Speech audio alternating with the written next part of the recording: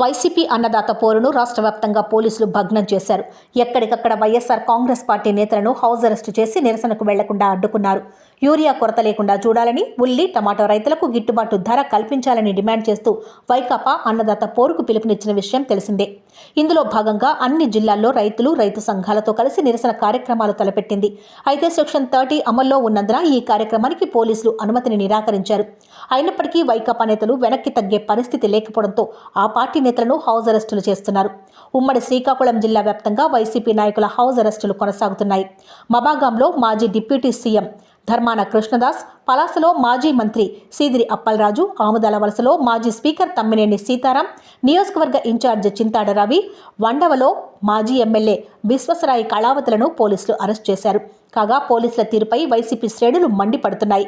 ప్రజాస్వామ్యబద్ధంగా, శాంతియుతంగా అన్నదాతకు అండగా నిరసన తెలియజేయడాన్ని అడ్డుకోవడం సరికాదని ఆగ్రహం వ్యక్తం చేస్తున్నాయి.